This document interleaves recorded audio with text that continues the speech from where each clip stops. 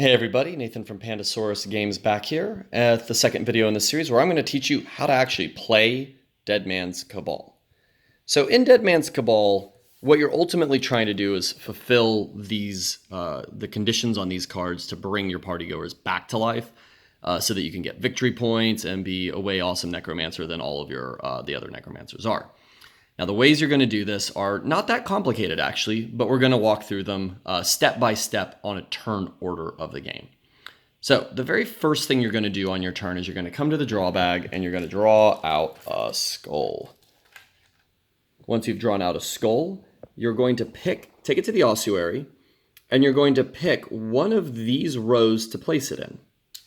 When you do that, you're going to push all of the skulls over one step, 2, 3, 4, and you're going to gain the skull that comes off the end, and it's going to go into your personal supply. Now, why did I do that? Maybe because I wanted a second black skull, because my guy here needs 2 black skulls and 2 white skulls, and this has set me a little bit closer to what I need to do. Now, the next thing that I'm going to do on my turn that this has happened is I'm going to take one of these skulls that's in my personal supply, and I'm going to return it to the bag, and I'm going to take the action associated with that skull color. So I'll show you how this works. If I were to spend a white skull and return it to the draw bag, I would come to the scriptorium here, which you can see is the white skull action. And in the scriptorium, I'm going to be able to gain runes. Now, the way that you gain runes is written right up here. If I gain a single rune, I grab a bone. A bone is a currency in the game, and it's going to help you take better versions of actions. Or I can grab 2 runes from this and pay 1 bone. Well, I don't have any bones to start the game with, so obviously all I can do is take 1 bone from the supply, and I'm going to take one of these runes. Now, looking again at my handy card here, the guy I might be working to complete, what I might want to do is say, I do need green and blue.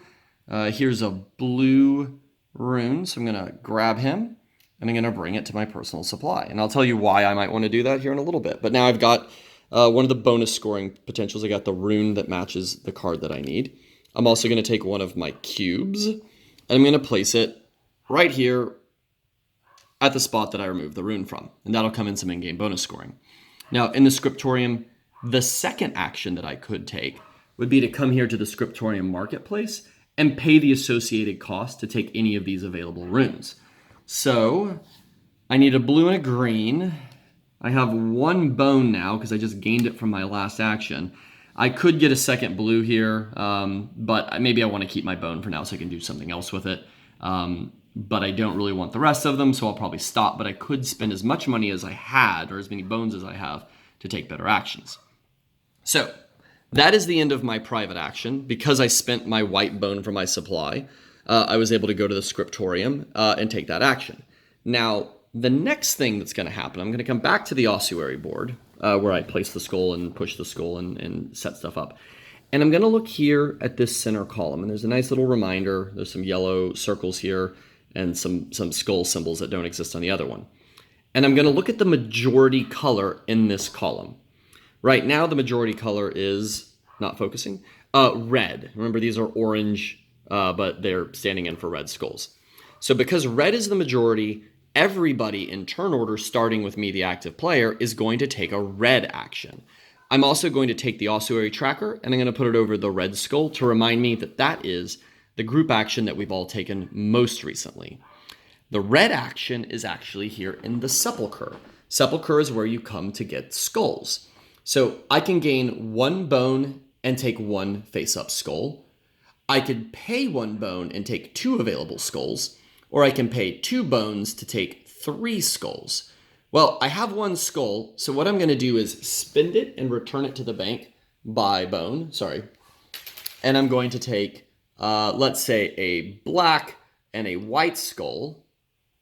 That will end my turn. We would then refresh the available skulls here, replace the 2 I just took, and the other 2 players in turn order would be able to select skulls, refreshing the marketplace after each player's turn. Join me in the next video, and I'll continue walking you through the game.